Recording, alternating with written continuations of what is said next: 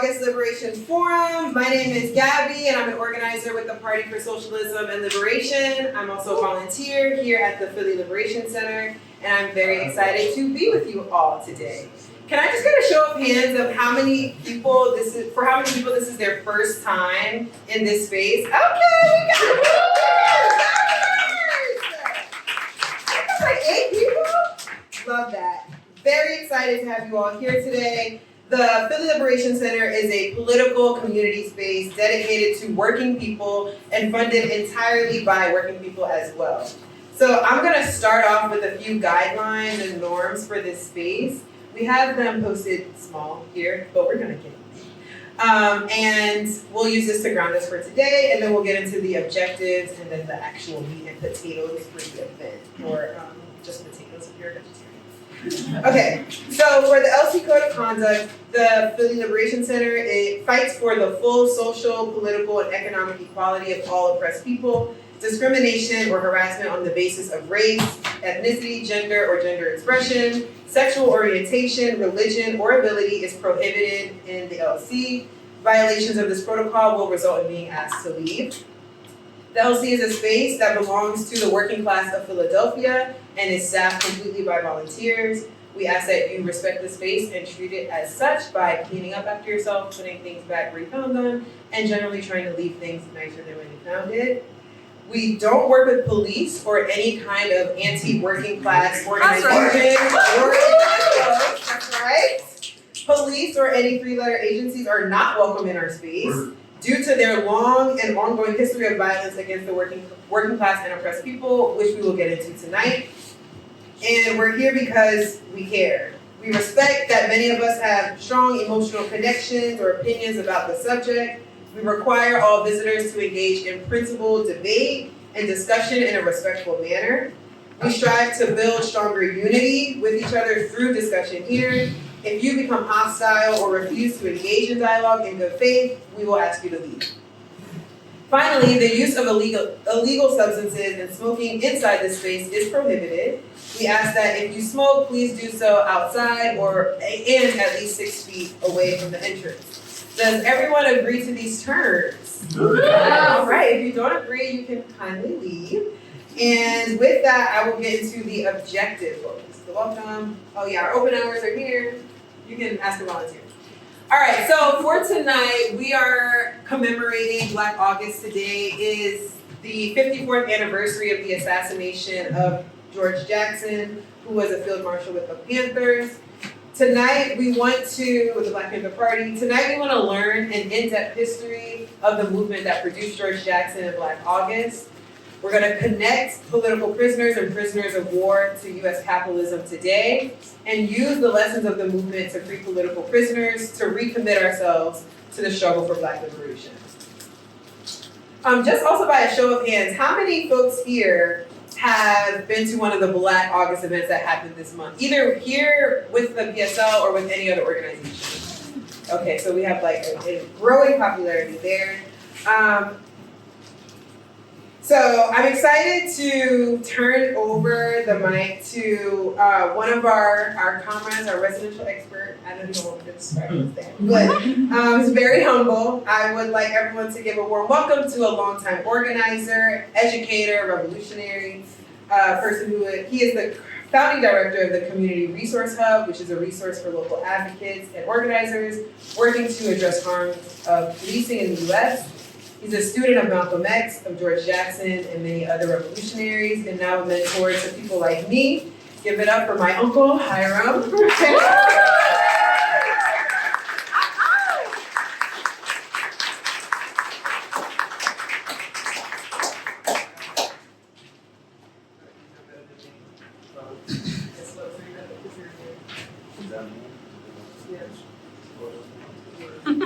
And I got a pointer too, a red laser. Okay, cool.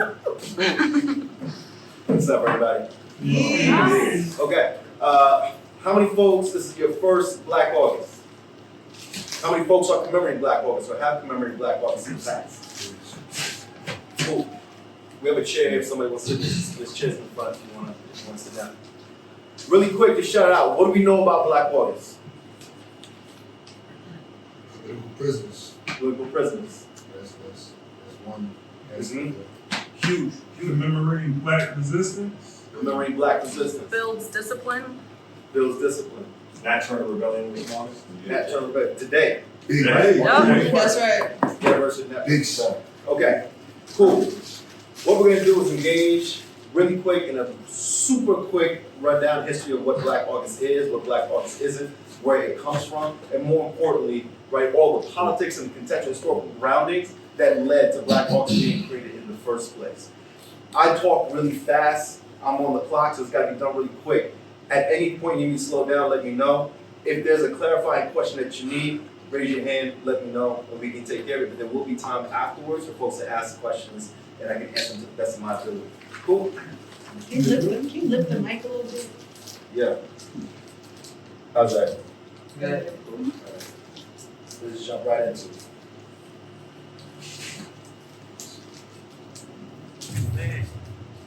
Black August is a time where those of us who are committed to the liberation of all Black people make sacrifices in honor of those great sacrifices that were made for us. August holds so much history of Black struggle. It is the beginning of the Haitian Revolution.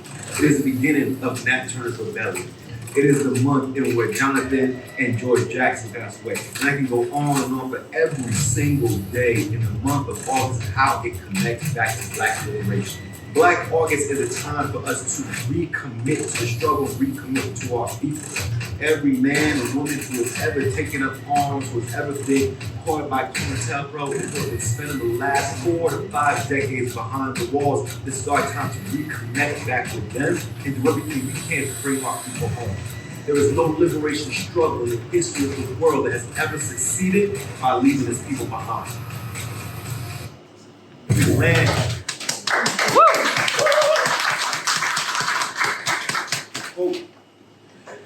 Black August focuses on, first and foremost, the prisoner struggle, right? It starts behind the walls, and we start with this quote, which we'll go into later, Commander Ho Chi Minh, when the prison doors are opened up, the real dragon will fly out.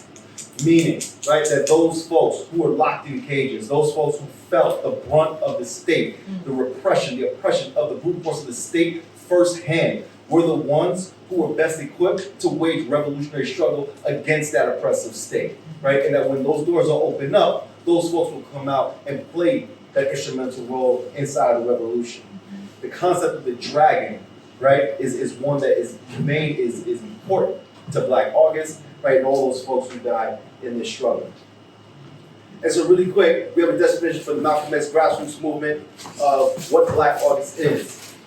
A month-long commemoration to honor the fallen freedom fighters of the Black liberation movement, to call for the release of political prisoners and prisoners of war, and to educate our people on the history and the continued resistance of Black new African peoples to oppression, colonization, and slavery in the U.S. and throughout the diaspora. And so now we'll jump into the roots of Black August, right? George Jackson. What do you know about George Jackson? Just shout it out. Prisoner. Blood in my eye. I'm just learning Blood in about my it. eye. What did you learn? This Like- one thing. That's like he was. I think he was somebody very big too. Mhm. His father, I think, was a big revolutionary. And I don't know. Okay. What else? He was in prison at 16 years old. Prison 16 years old, right? George Lester Jackson, born in Chicago, raised in Pasadena, California, right in Los Angeles. After a string of armed robberies, he was sent to prison at 18 years old and given a life sentence for stealing $71 from the gas station. Once behind the walls, George Jackson was recruited by other prisoners who had been there into their studies, such as their study groups, and was introduced to the lessons and the teachings of Marxism. George Jackson became the field marshal for the Black Panther Party while inside. Can I get somebody to read this quote really quick? Gabby. I met Marx, Lenin, Trotsky, Engels, and Mao when I entered prison, and they redeemed me. For the first 4 years, I studied nothing but economics and military ideas. I met Black guerrillas, George Big Jake Lewis and James Carr, W.L. Nolan, Bill Christmas, Torrey Gibson, We attempted to transform the black criminal mentality into a black revolutionary mentality. Okay, what jumps out for folks in this quote? The last sentence. Yep. What about it? What about the last sentence? It said to transform the black criminal mentality into the black revolutionary mentality. I would say that like there's a lot of black people that are misguided and they have the energy to the wrong stuff, but they gotta learn how to understand who the true oppressor is. Thank you.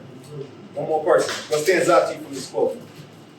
I think building off of that point that was just shared, like the fact that he's saying he met Marx, Lenin, Trotsky, Engels, and now when he entered prison, just makes me think about like the lack of education that we have on the outside and how there's a lot of prison organizing and people are really radicalized from their experience and also from the experiences and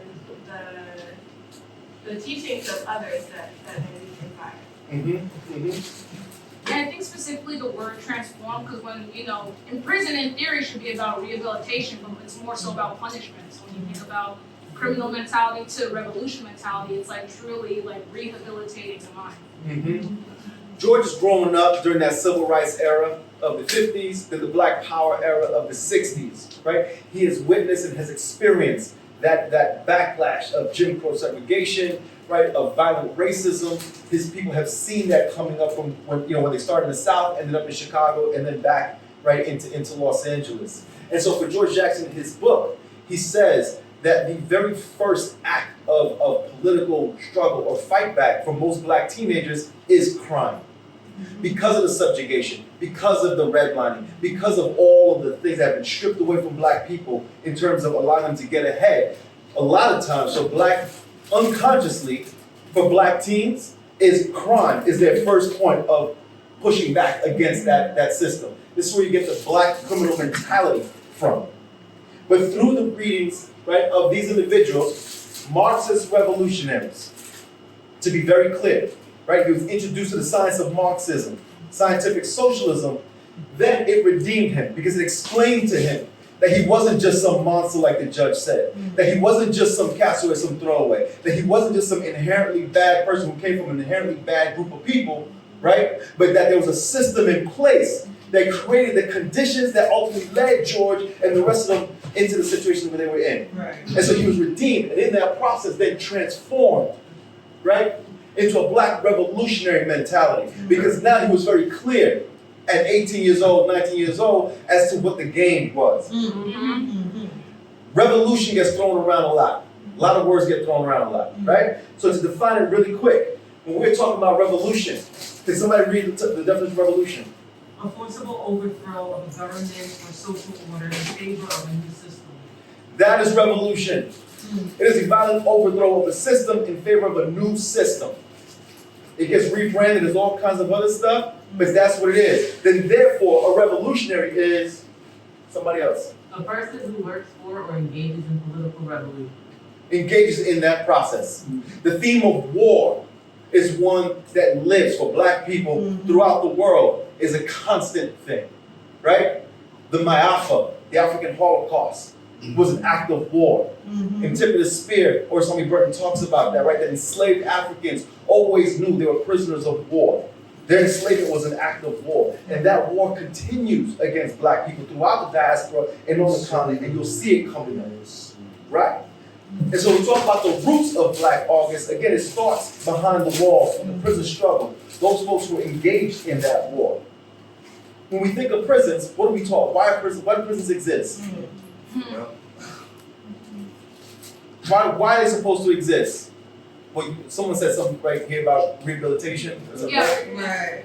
To rehabilitate who? To criminals or people who get into Criminals. crimes. Yeah. What else have we taught about prisons? Why do they exist? Punishment. Punishment. Say it again. Free labor. Really. Relay, but we're not taught that part, right? But we know that, right? They keep us safe. They keep us safe. They take all the bad people away. They put them away. That without them, society would just collapse completely because it'd be mayhem out here. They'd be killing everybody and mugging everybody, right? Really quick, I want to play this video. Let's talk about the dark history of why jails were created. In 1863, black slaves were freed, but it was more like a setup. After the Civil War, where 179,000 black men fought hoping for equality, the government turned prisons into a new form of slavery. By the 1880s, over 30,000 inmates were locked up, most of them black.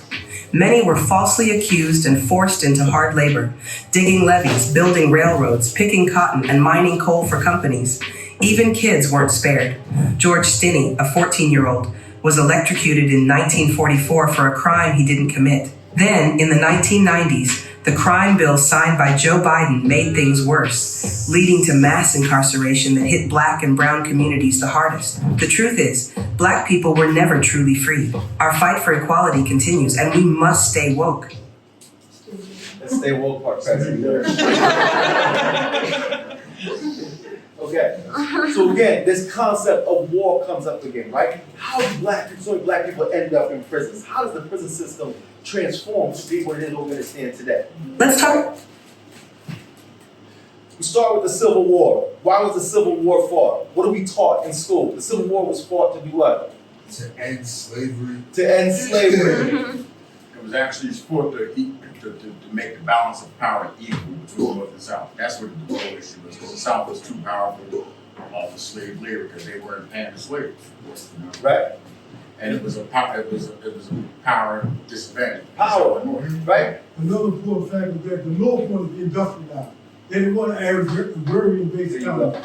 They knew industrialization is technology. That's right. Agrarian is not. That's they right. want to dominate the economy. That's right. Right? The Civil War, the ruling class fight. You had the planters in the South who controlled the economy, had all the power because of cotton, wanted to maintain that cotton industry. You had capitalists in the North who wanted to industrialize and be a part of the Industrial Revolution and ultimately transform the economy and the system of the United States. Those two things, right, couldn't coexist. And so they fought a war. Enslaved Africans were freed because what? They were the primary workers in that South. Right? W.E.B. Du Bois talks about this in Reconstruction when he talks about the general strike. Right? If you could get rid of all of those workers, that's what they were, workers in the South, you collapse that Southern economy. Right? And they can't go on and win the war. This is the beginning and the transformation of the capitalist system in this country through war. And black people sitting at the center of that. That continues to remain a theme, right, as we go on and we think about Black August. Ultimately, it's transforming the state. And so we talk about the state, and we hear that term, the state. What we're talking about is the organized domination and oppression of one class of people over the other. Your class is determined by your relationship to the means of production. The means of production are everything we need to produce in order to survive. It's the factories, it's the resources, it's the tools, it's all the stuff that we need to live. Those are the means of production. There's one group of people who owns all that, and there's the rest of us who have to work in that in order to survive for whatever they feel like paying us, right? The state is the administration of society and organized oppressive force, which means it's your schools, it's your hospitals, it's your universities, it's all the institutions that exist to make up the country and move, right? It's also organized oppressive force. Who's that? Police. Police, the prisons, the military, to keep all that, right? The courts, the Department of Children and Families, right? The welfare office, we can go on and on, right? To keep you in check and make sure that you are showing up to work to make those folks as much money as possible, right? So what did that do? What the Civil War ended up doing was transforming the black nation from an enslaved population into, right? So what did that do? What the Civil War ended up doing was transforming the black nation from an enslaved population into colonial subjects, right? You go from slaves to now you're under the jurisdiction of the state, this new United States of America. Post-Civil War, Sherman's Special Order 15 said that there was supposed to be a redistribution of land to all those folks who were formerly enslaved. This allowed the ideas and the possibilities of an independent black nation. This is where you get the 40 acres and a mule from. After the assassination of Abraham Lincoln, folks came back and said, no, we're going to revoke that. Nobody gets 40 acres and a mule. Nobody gets all that. And as a matter of fact, what we're going to do is also give you citizenship under the 14th Amendment, right? You go from being a colonized, first of all, captives, prisoners of war as a slave people. Then you become a colonized nation inside of a nation. Now they made you citizens under their jurisdiction. All of your dreams of having an independent black nation on this land go out the window. You work for us, right? And then we have our police and prisons to make sure y'all don't get out of line. Because prior to that, prisons were primarily for white folks who couldn't pay debts, who were kind of like vagabonds, right? What they do is they change with the 13th Amendment, say, chill. Slavery's abolished, except if you go to prison. This is where you see the influx now of majority of black bodies going into prisons. The re-enslavement of folks for the purpose, right, of making capital, of making revenue, and to quell any kind of resistance that was still going on. Because we know, as today, the anniversary of Nat Turner's Rebellion, black resistance has always existed since the days they brought us on these boats. Right. This is the roots of Black August. This is what those brothers behind the walls were understanding and studying and learning. And not just from a historical perspective, and not just from an identity perspective, right? But they were studying it through the martyrs approach to understand what were the economic forces at play that were benefiting from this. What were the social forces at play that were creating this? What were the political forces at play that were creating a system that benefits off the consumption of black labor and black bodies? Mass incarceration is birthed out of that, right? We talk about the continuation of slavery, everything from Victoria's Secret to everything else. Every major corporation, Verizon, AT&T, all make money off prison labor. While charging prisoners and their families incredible amounts of money to make phone calls for commissary, for the beds that they sleep on, for the abuse that they have to experience behind those walls, right? Prisoners, they get charged for making phone calls to their family? Yeah. Oh yeah. I know when both of my homies called up from jail. Like my homie just did like a week for some bullshit. He had to pay rent. Yeah, that's what I said. Your bed too. Like, right? They charge you everybody in the everything. jail got paid rent. It's one thing that owe like $1,000. I'm like, but you in jail, bro? Right. While you are producing, prisoners in this country produce $11 billion in revenue for corporations. $11 billion, 2.5 million people incarcerated, $11 billion in revenue. Capitalist development. Capitalism does not exist in this country. The United States as we know it, the US empire as we know it, does not exist if it weren't for the stolen wealth created by 400, 500 years of free labor, slavery, that came on the backs of enslaved Africans, and then later Mexicans in the Southwest, Chinese, and everybody else was coming, but primarily, right, those black bodies. Capitalism in the United States does not exist the way it does without that violence. And then social control. Prisons act as a form of social control. Why? It's a Or threat, how? fear, it's a deterrent. Deterrent what? People stepping out of line, like you said. You step out of line, you go to jail. You go to prison. You protest too hard, you go into prison. You dare to fight back, you go into prison.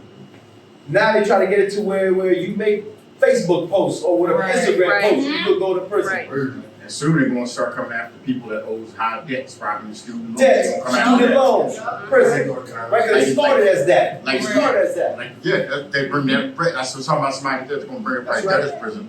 That's right. And so we think of these brothers, we go back to George and all those folks, right?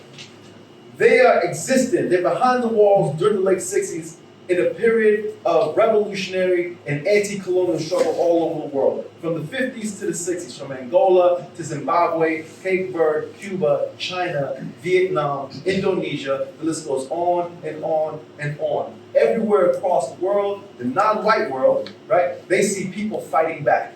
Guerrillas, not formal armies, but people's armies fighting back against these colonizers from France, from the Netherlands, from Britain, right? To free themselves.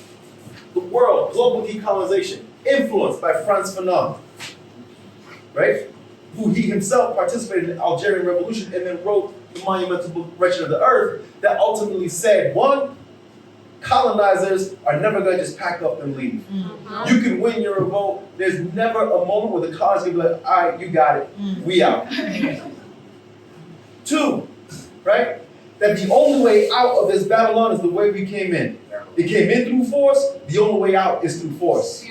Violence only yields when confronted with greater violence. That's right. And three, that through that act of violence, revolutionary violence, because the difference between colonizers' violence, right, and revolutionary violence, That's right, right. to free yourself, is that where you find your humanity again. That's right. From a system that has dehumanized yourself, right? It is through that act of violence and fighting back, like Nat Turner, August 21st, That's right? It's where you find yourself again, and you become whole again. George and his comrades are understanding this, and they're studying this in real time. And so we go back to criminal mentality to revolutionary mentality. They formed a study group, the Black Guerrilla Family. Guerrilla, right, not guerrilla the animal, but guerrilla like soldier, underground soldier, like we see in Palestine, like we see in Cuba, like we see everywhere, right? Because they understood that they're engaged in a war. They are trapped behind the walls in prisons that were created to do everything that we just finished saying. They are descendants of captives of this country. Queen Mother Moore, who said, right, prisons exist to recapture us. They are captures, right? They are prisoners of war engaged in an actual war. There are some who are not conscious of it, and then there's them who are very conscious of it.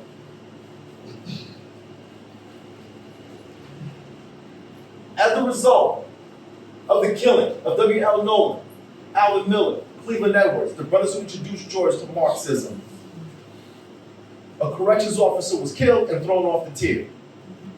George and his comrades were accused of that.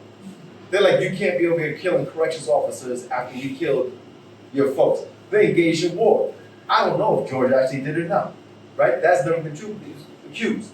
They became the Soledad Brothers. The Soledad Brothers get national attention for this because, again, now you have the war that's going on. Remember, Vietnam is also happening right around the world, is coming home. And so now these prison guards who used to killing black bodies all day long are seeing themselves get killed behind the walls like, whoa, whoa, whoa, whoa, whoa, what's going on here? The Soledad Brothers get notoriety. They're put there on trial. They're trying to retry, ultimately trying to get executed. And so August 7th, 1970, Jonathan Jackson, 17 years old, storms the Marin County Courthouse in Marin, California, where the Soledad Brothers were being tried, right? He runs in with a bunch of guns and tries to free his brothers and the rest of them. Understanding that the state is going to kill these brothers, is going to try to kill them, now is the moment to strike. Ultimately, he was killed by the police. They did not let them go. They took the judge and the attorney general as hostages with them in the hopes of being safe. The police said, hell no, there's no way we can let you leave, and killed everybody. Rochelle McGee was the only one who survived and remained behind the walls for about 55 years. 55 years.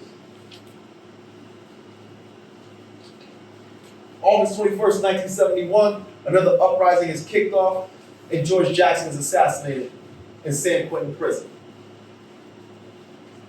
During a press conference, the racist reporter asked George's mother, right, how do you feel?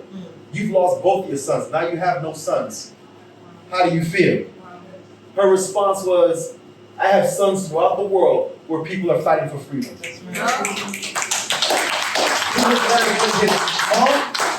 was corresponding with his mom, through seeing what the state was doing to her son behind the walls, what the state did to her boy outside of the walls, right? Miss Georgia Jackson also went through a process of political transformation. Right? It's impossible for your babies to be guerrillas and you just kind of, right? As a woman who herself grew up in the South, who herself grew up witnessing and facing firsthand that racist violence oppression, right?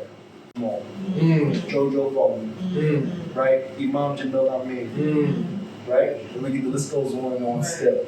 Of these folks who were captured in the 70s and are still suffering behind the walls. What Black August is it? Black August is really popular now. I've been doing Black August since about 2005 when I joined the Malcolm X grassroots movement. Nobody was doing that. Now it's Black August everything everywhere. And then you get Black August healing and Black August yoga. Black August, right, whatever. No mention of prisons, no mention of prisoners, no mention of our PPAs, none of that, right? And so Black August is not a second Black History Month. Right. It is a commemoration and a recommitment to the Black liberation struggle, right? It's not a brand or a hashtag. You see people with their t-shirts, Black August t-shirts, we got Black August, whatever. It's not an electoral campaign, right? You'll see it sometimes where like Black liberation means go vote for anti-democratic. It's not a purely cultural, liberals. you know what I mean? It's not a purely cultural expression. Black August concerts, Black August paintings, Black August beautiful things, wonderful. They ain't got nothing to do with what those brothers were talking about, right? And it's not individualistic. One thing that is key is that Black August is a communal thing. Black August is not something you do by yourself. They studied and learned together. This is the myth that Malcolm and George were self-taught geniuses. No. Right? They were part of collectives. They were part of groups of people who invested in them, who taught with them, who worked with them to make the men that we saw exist. They didn't do that by themselves, right? That took community. And so how do we commemorate Black August? There's a whole list that the original Black August Organizing Committee has. This is a very short piece, right? We study. We devote time to study and learn about and from liberation struggles. Study. Reading a book is one thing. Studying is something else. That's right. And we have to understand those differences, right? Studying is done collectively. Studying is doing the research. So you read names, you see dates in the book. Well, then I gotta go research who that person is, what that date is, right? This person here, George said that he read Lenin, Marx, and Mao, or whatever. I don't know what they said. So that means I gotta go read Lenin, Marx, and Mao to understand what it is that George was reading that led George to where he was at, so that I could fully understand who George was. That is study.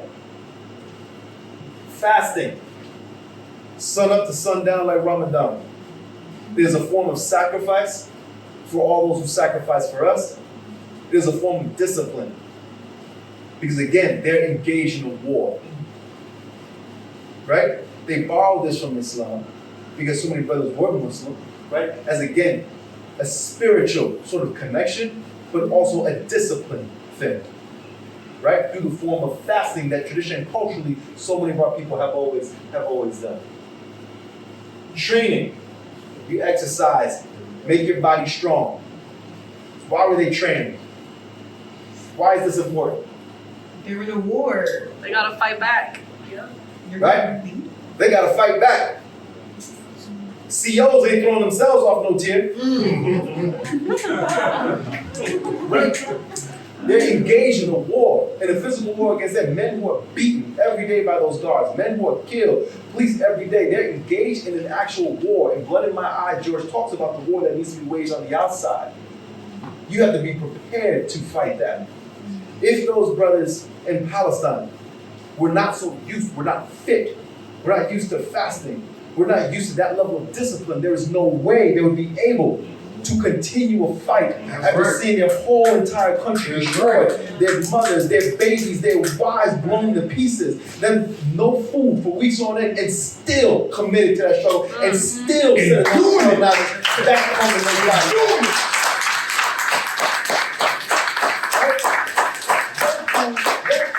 Lost everything and still sending them back to heaven. The fight. Black August is about the fight. Get involved in the struggle to free political prisoners. Get involved in the struggle, right, to end the oppression behind the walls. Get involved in the struggle to just destroy prisons altogether. Get in the struggle to fight not just for black people, right, but everyone against this system that's trying its damnedest to kill all of us and to turn this into Palestine real quick. That's right. I'm telling you. Right? That is what Black August is about. That's why it was created. Last but not least are the flea days. These are the special days in Black August. So Black August is commemorated with fast from sun up to sundown. On the flea days, is commemorated with a 24-hour fast in memory of the 8 martyrs for whom Black August was created. And so August 1st, the first Fleet Day in 1970 when Katari Garland was killed behind the wall. August 7th, 1970, Jonathan Jackson, Willie Christmas, James McClain, right, at the Marin County Courthouse. August 13th is commemorated August 13th, but on January 13th is when W.L. Nolan, Alvin Miller, and Cleveland Edwards were initially killed behind the wall, and then led to the Soledad brothers, right, being accused of doing what they did in retaliation. On August 21st, 1971 is when George Jackson was assassinated. These days are commemorated with 24-hour fast because these are the martyrs for whom Black August initially was created. Right? And so what we do is, real quick, some resources. Day of the Gun is an old documentary on George Jackson's whole struggle that you can watch on YouTube. It's really, really good. Blood in My Eye. If you haven't read, who's read Blood in My Eye? Excellent, excellent, right? Read it again. I'm ready to read it again. That's right. Blood in My Eye. I had to put it down after the There's first the website. The brother Hakeem Ali Shakur my man. on Instagram, right? We have 77 WordPress.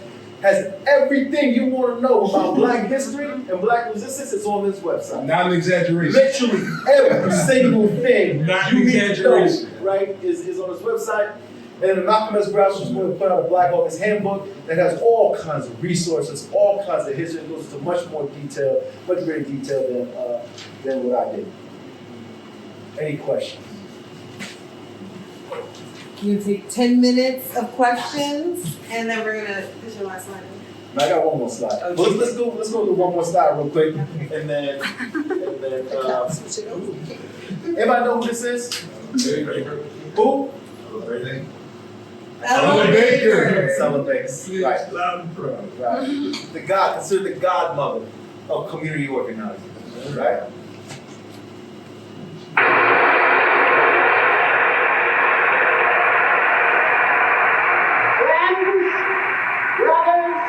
And sisters in the struggle for human dignity and freedom. I am here to represent the struggle that has gone on for 300 or more years. A struggle to be recognized as citizens in a country in which we were born. I have had over 40 or 50 years of struggle, ever since a little boy on the streets of Norfolk called me a nigger. I struck him back. Then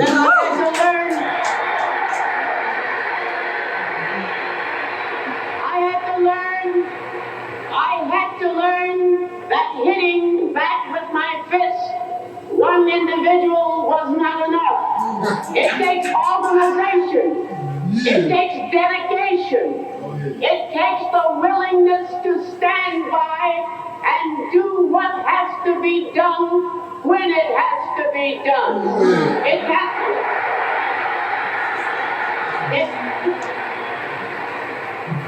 a nice gathering like today is not enough. You have to go back and reach out to your neighbors who don't speak to you. And you have to reach out to your friends who think they are making it good. And get them to understand that they, as well as you and I, cannot be free in America or anywhere else where there is capitalism and imperialism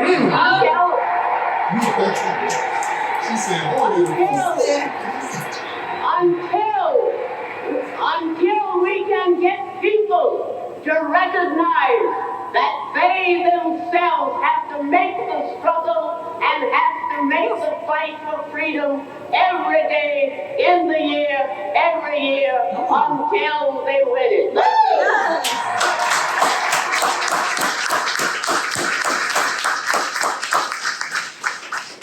I don't know if you can read the bottom. It said that was at a Puerto Rican Independence Solidarity Rally in Madison Square Garden. 20,000 people. That'd be like us going to the Wells Fargo to have a black liberation rally. Right. None of that stuff has ever happened. They ain't never letting us do that. They ain't letting us do that.